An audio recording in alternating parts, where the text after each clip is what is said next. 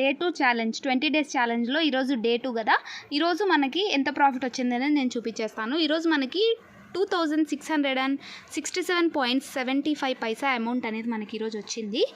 ఇక్కడ చూసుకున్నట్టయితే నేను ఈరోజు మొత్తం కూడా 1, 2, 3 and 4 మొత్తం 4 కాల్స్ తీసుకున్నాను. యాక్చువల్గా మార్నింగ్ ఏం చేశానంటే ఒక కాల్ మాత్రమే బ్యాంక్ నిఫ్టీలో తీసుకోవడం జరిగింది, మిగతా 3 కూడా నిఫ్టీలోనే తీసుకున్నాను.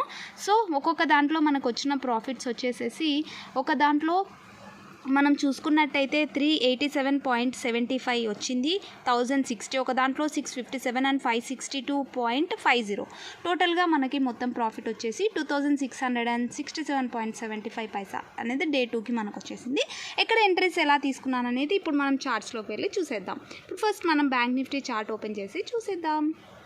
సో మనం బ్యాంక్ నిఫ్టీ చార్ట్ ఓపెన్ చేసి 5 మినిట్స్లో చూసుకున్నట్టయితే మనకి ఈరోజు అసలు సూపర్ ర్యాలీ ఇచ్చింది. ఎందుకు ఇలా ర్యాలీ చేసింది అనేది మనం చూసుకున్నట్టయితే కూడా మార్కెట్ అనేది 3 డేస్ నుంచి కూడా ఒకటే రేంజ్లోనే కన్సాలిడేషన్ అవుతూ ఉండింది.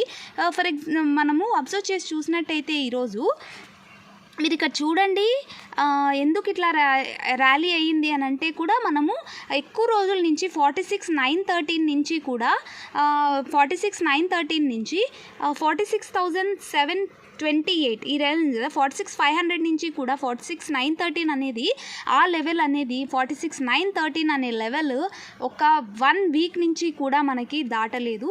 ఎప్పుడైతే ఆ లెవెల్ క్రాస్ అయిందో ఒక్కసారిగా ఈ బుల్లిష్ క్యాండిల్ ఫామ్ అయింది కదా, తర్వాత నుంచి వెంటనే అందరూ కూడా ఎంట్రీస్ తీసుకుంటారు. ఎందుకంటే ఒక రేంజ్ని స్టక్ అయిపోయి ఉన్న మార్కెట్ 4-5 డేస్ నుంచి స్టక్ అయిన ఒక మార్కెట్లో ఒక్కసారిగా రేంజ్ బ్రేక్ అయింది అని అంటే దాని ఇది అనేది ఇలా ఉంటుందన్నమాట.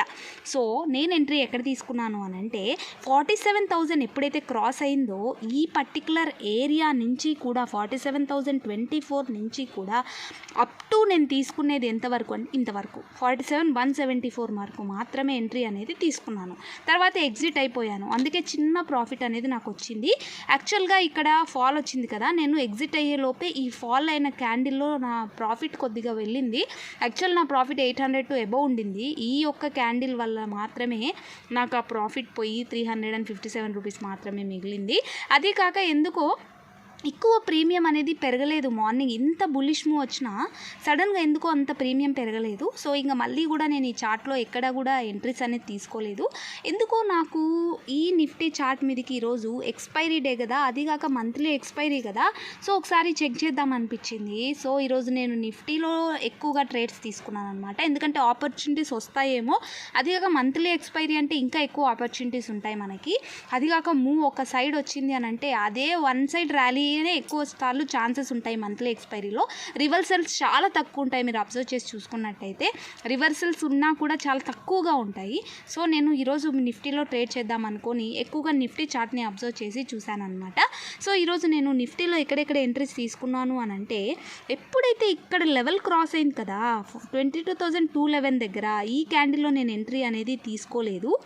ఈ క్యాండిల్లో ఇక్కడ కన్సాలిడేషన్ అయిపోయింది కదా, ఎక్కడైతే ఈఎంఐ సపోర్ట్ అనేది తీసుకుందో ఈఎంఐ సపోర్ట్ దగ్గర నేను ఇక్కడి నుంచి ఎంట్రీ తీసుకున్నాను.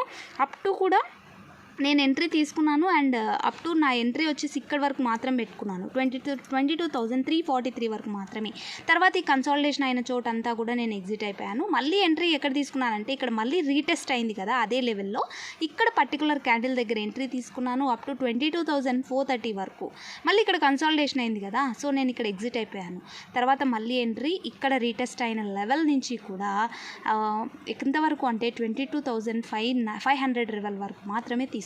అలా 3 ఎంట్రీస్ అనేది నేను ఈరోజు తీసుకున్నాను. ఎందుకనంటే అలా ఎంట్రీస్ తీసుకుంటాను నేను, ఒకటే ట్రేడ్ని ఎందుకు పెట్టుకోను అని అంటే సడన్గా రివర్సల్ అయినా మనకు లాస్ వస్తుంది, ప్లస్ ఇలా అంత కన్సాలిడేషన్ అయిందనుకోండి ప్రీమియం డికే అయ్యే ఛాన్సెస్ కూడా ఉంటాయి. సో అందువల్ల నేను ఎప్పుడూ కూడా ట్రేడ్స్ అట్లానే హోల్డ్ చేసి కంటిన్యూ చేయను. ఎప్పుడైతే ఇలా మంచి క్యాండిల్ వస్తుందో అలాంటి క్యాండిల్లో మంచిగా ప్రాఫిట్ని బుక్ చేసుకోవడం, మళ్ళీ కొంచెంసేపు వెయిట్ చేయడం, మళ్ళీ ఎంట్రీస్ రీటెస్ట్ అయినప్పుడు ఇలా రీటెస్ట్ అవుతూ ఉంటాయి కదా, ఇలా రీటెస్ట్ అయిన ప్లేసెస్లో మళ్ళీ ఎంట్రీస్ తీసుకుంటూ అలా నా ప్రాఫిట్ని బుక్ చేసుకుంటూ ఉంటాను. నా వీడియోస్ ఎన్ని చూసినా కానీ, మీరు నా షార్ట్స్ చూసినా కానీ నేను అలానే ఎంట్రీస్ అనేది తీసుకుంటాను. అలా అలవాటు అయిపోయింది. ఇలానే హోల్డ్ చేసి మూవ్ అంతా క్యాప్చర్ చేసుకోవాలా అని చూసామనుకోండి, మనకి బోడిగుండే అయ్యేది. ఎప్పటికీ కూడా ఆప్షన్ బయర్స్ అనే వాళ్ళు మార్కెట్లో 24 గంటలు తీసుకున్న ఒక ఆప్షన్నే పెట్టుకున్నట్టయితే రేర్గా మాత్రమే మనకి వచ్చిన ప్రాఫిట్ వచ్చినట్టే ఉంటుంది. అది కూడా ఇలా వన్ సైడ్ మూవ్ ఉన్నప్పుడు, ట్రెండీ మార్కెట్ ఉన్నప్పుడు మాత్రమే ఉంటుంది. మిగతా ఇలాంటి మార్కెట్స్లో అలానే పెట్టుకొని ఉన్నామనుకోండి, మనకి అయ్యేది నేను చెప్పినట్టు బోడిగుండే. కాబట్టి ఎప్పుడు కూడా అలా పెట్టుకోవద్దండి. మంచి ఇలా బుల్లిష్ క్యాండిల్స్ ఫామ్ అయినప్పుడు మీకు ప్రాఫిట్ కనిపించిందా, బుక్ చేసేసుకోండి. మళ్ళీ కావాలంటే మళ్ళీ ఎంట్రీ తీసుకోవచ్చు. అలా మనము 1 to 2 ట్రేడ్స్ అనేది తీసుకోవడంలో తప్పేమీ లేదు. ఓవర్ ట్రేడ్ చేయకుండా, లాసెస్ చేసుకోకుండా తీసుకున్నామంటే చాలు. సో ఇలా మనము డే 2 ఛాలెంజ్లో ఎవ్రీడే 1200 అనేది మనం టార్గెట్ పెట్టుకున్నాం కదా, ఈరోజు మనకి డబల్ వచ్చేసింది. అలా మనము ఎవ్రీడే 1200 పెట్టుకొని 50,000 టార్గెట్ని రీచ్ అయిపోదాము. సో నాతో పాటు మీరు కూడా ఈ ఛాలెంజ్లో పాల్గొనండి. మీకు ఈ వీడియో కనుక నచ్చినట్టయితే please like, share and subscribe.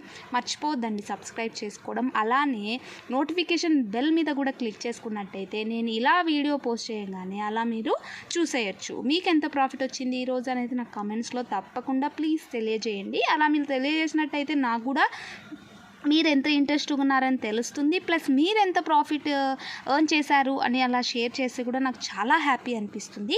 Thank you so much for watching this video. So రేపు మనకి గుడ్ ఫ్రైడే హాలిడే కాబట్టి రేపు మనకి మార్కెట్ అనేది ఉండదు.